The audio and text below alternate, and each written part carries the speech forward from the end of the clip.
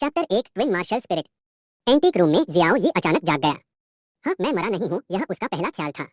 अगले ही पल उसने देखा कि वह एक अनजान माहौल में है। बिना किसी झिझक के उसने उसका हाथ उठाया और उसे थपथपाया, कूदने के लिए तैयार। यह एक अच्छे किलर का नेचुरल रिएक्शन होता है। जैसे ही उसका हाथ गिरा उसे तेज दर्द हुआ, जिससे उसका हाथ नरम हो गया। मैं इतना कमजोर कैसे हो सकता हूँ? जियाओ यी चीनी मार्शल आर्ट्स जीनियस, जिंगी क्वान का एक मास्टर जो अंदर की ताकत डेवलप करता है। जब उन अनजान विदेशी लोगों ने मजाक उड़ाया कि चीनी मार्शल आर्ट्स सिर्फ मुट्ठियों और पैरों से कढ़ाई की गई है, जिसका इस्तेमाल सिर्फ देखने के लिए किया जा सकता है और इसका कोई प्रैक्टिकल मतलब नहीं है, वह गुस्से में उछल पड़ा, दुनिया के बड़े अंडरग्राउंड बॉक्सिंग एरिना में छा गया और लगातार 300 जीत का चमत्कारी रिकॉर्ड बनाया।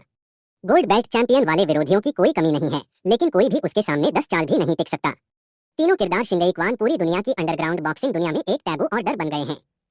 वह अभी भी एक किलर है, किलर लिस्ट में पहले नंबर पर है और किलर दुनिया में बेताज बादशाह के तौर पर पहचाना जाता है। अपने डेब्यू के बाद से मिशन का सक्सेस रेट हैरान करने वाला 100% तक पहुंच गया है। जो लोग उससे कुछ करने के लिए कहना चाहते हैं, वे किसी भी कीमत पर दौड़ रहे हैं। हालांकि उसके पास एक किलर की प्रोफेशनल एथिक्स है, लेकिन एक हुआक्सिया के तौर पर उसकी एक बॉटम लाइन और जिम्मेदारी भी है। ताकतों और लोगों का दुश्मन है जो चीन को नुकसान पहुंचाने की कोशिश करते हैं। भले ही वह विदेश में है, वह हमेशा मातृभूमि की परवाह करता है। जब एक लेवल के भाड़े के ग्रुप ने उसकी चेतावनी को नजरअंदाज किया और चीन के खिलाफ एक सीक्रेट मिशन मान लिया, वह गुस्से में गोली चलाकर दुनिया के भाड़े के ग्रुप में पहले नंबर पर मौजूद टीम पर कत्लेआम कर दिया। सिर्फ एक रात में टीम के किसी भी मेंबर को नहीं बख्शा गया। तब से चीन भाड़े के सैनिकों के लिए एक मना की हुई जगह बन गया है। भाड़े के सैनिक कितने भी बदनाम और खूंखार क्यों न हो, वे चीन में घूमने फिरने की हिम्मत नहीं करते।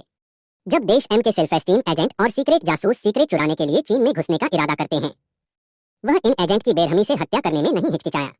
देश एम की सीक्रेट सर्विस इंडस्ट्री में मशहूर हो चुके कई एजेंट की मौत के बाद की मौत हो गई। देश एम के वे एजेंट जो खुद को बहुत बड़ा समझते थे, उन्हें आखिरकार उसकी ताकत और बेरहमी का एहसास हुआ। तब से चीन विदेशी एजेंट के लिए एक डरावनी जगह बन गया है। विदेशी एजेंट कितने भी ट्रेंड और बेहतरीन क्यों न हो, वे चीन में कदम रखने की हिम्मत नहीं करते। बेशक उसने अनगिनत दुश्मन बना लिए हैं, बहुत सारे लोग हैं जो उसे मारना चाहते हैं। दुनिया की अंडरवर्ल्ड बाउंटी लिस्ट में पीछा करने और मारने का उसका इनाम बहुत ज्यादा है, लिस्ट में पहले नंबर पर है।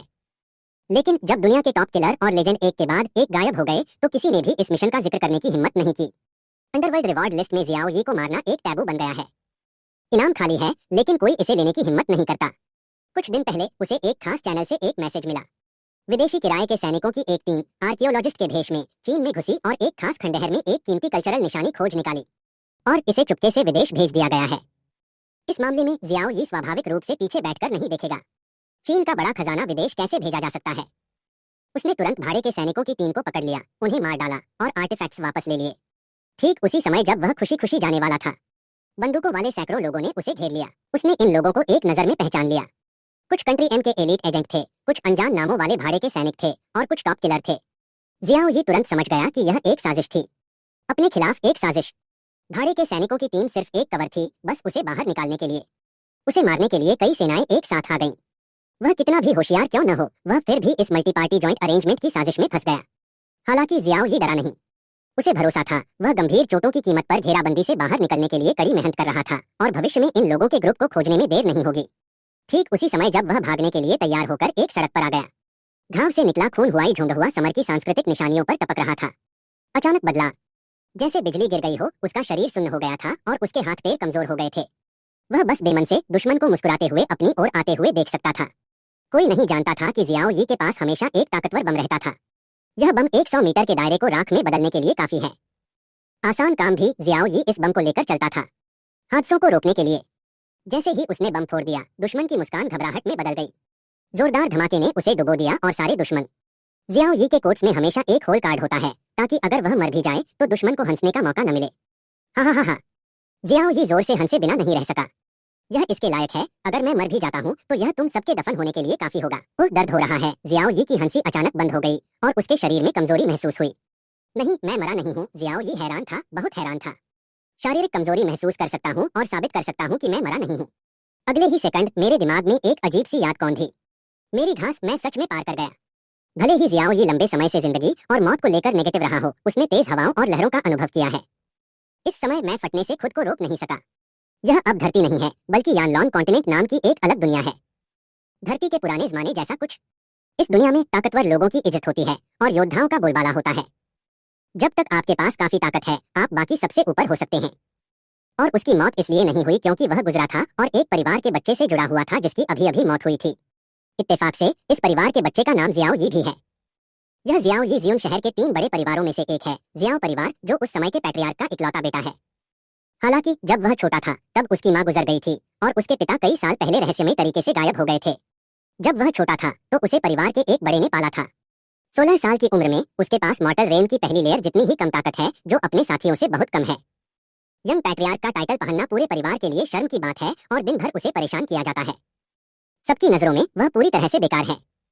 एक ही नाम है जियाओ यी, तुम इतने दुखी क्यों हो? जियाओ यी ने अपने होंठ सिकोड़े। जहां तक उसकी मौत का सवाल है, जियाओ यी को याद से पता चला।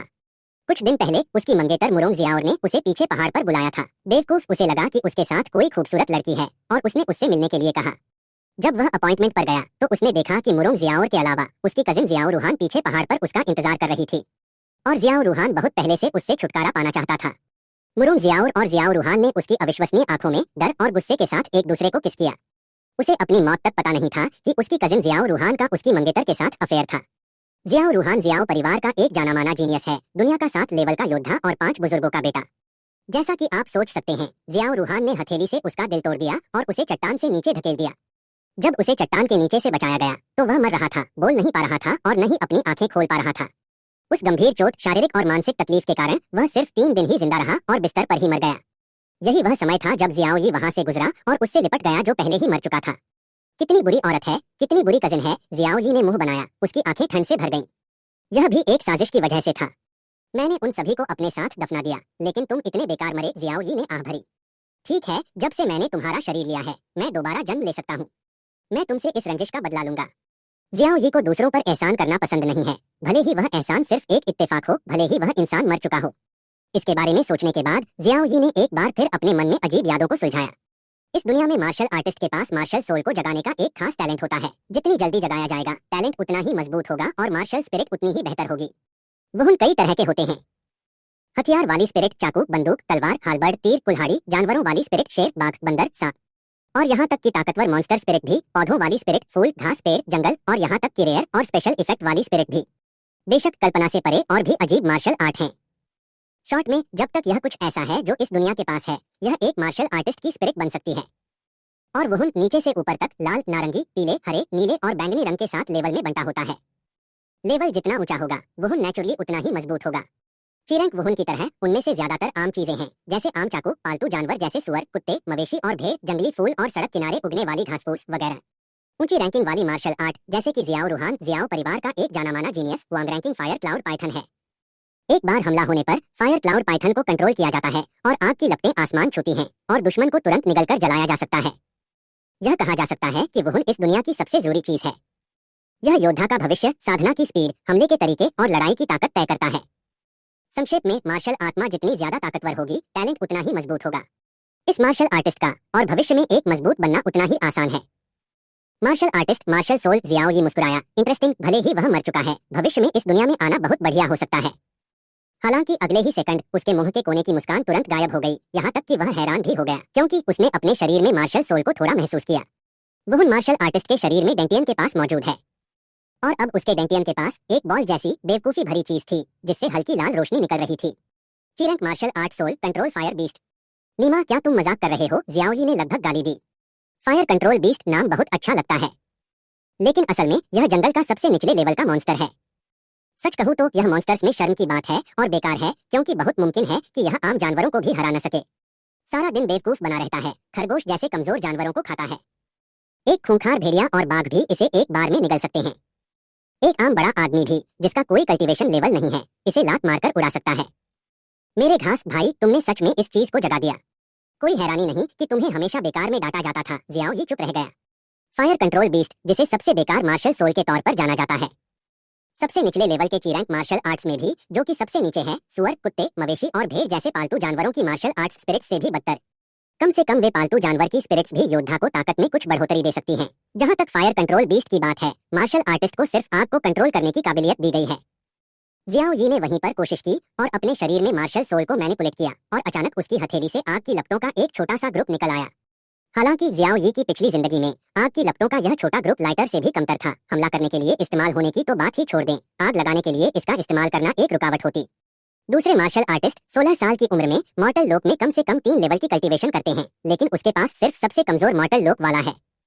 दूसरे मार्शल आर्टिस्ट जैसे जियाओ परिवार के बच्चे आमतौर पर ऑरेंज रैंक वाले मार्शल आर्ट होते हैं। वे कमजोर एप्टीट्यूड वाले होते हैं और वे रेड स्टेज में ज्यादा काम के मार्शल आर्ट भी होते हैं। उसने सबसे बेकार फायर कंट्रोल बीस्ट को जगाया। कोई हैरानी नहीं कि उसे यंग पैट्रियार्क का टाइटल मिला है, लेकिन उसके परिवार के बच्चे उसे बुली करते हैं और सब उसे नीची नजर से देखते हैं। वह लगभग मार्शल आर्टिस्ट की जिंदगी तय कर देता है। छोड़ो पहाड़ों और लैंडस्लाइड पर भरोसा करो और सब गिर जाएंगे। जियाओ यी ने अपने दिल की उदासी मिटा दी। उसकी आंखें गर्व से भरी थीं। मेरे यूनिक बॉडी शेप और यकवान स्किल्स के साथ भले ही मैं मार्शल आर्ट्स पर भरोसा न करूं, मैं फिर भी इस दुनिया को तोड़ सकता हूं। आसमान का एक टुकड़ा जो मेरा है। जियाओ यी ने अपनी हथेली में बेचारी लॉ को वापस खींच लिया। अपने शरीर में मार्शल सोल को देखने में बहुत आलस आ रहा था। इस पल उसका अचानक दम घुट गया। हाँ, जियाओ यी ने भौहें चढ़ाई, फिर उसका चेहरा एकदम बदल गया, क्योंकि शरीर में डेंटियन के अलावा, कमजोर आग को कंट्रोल करने वाली बीस्ट स्पिरिट के अलावा असल में एक और मांस है। वह चीज तलवार के आकार की एक चमकदार पर्पल लाइट निकाल रही थी और वह अभी भी गहरा पर्पल था। यह बिंगलुआन तलवार है। यह मेरी मार्शल सोल कैसे बन गई और यह अभी भी एक पर्पल मार्शल सोल है। जियाओ यी को बहुत हैरानी हुई। बिंगलुआन तलवार इस दुनिया की कोई चीज नहीं थी, बल्कि जियाओ यी की धरती पर मौत का मुख्य कारण थी।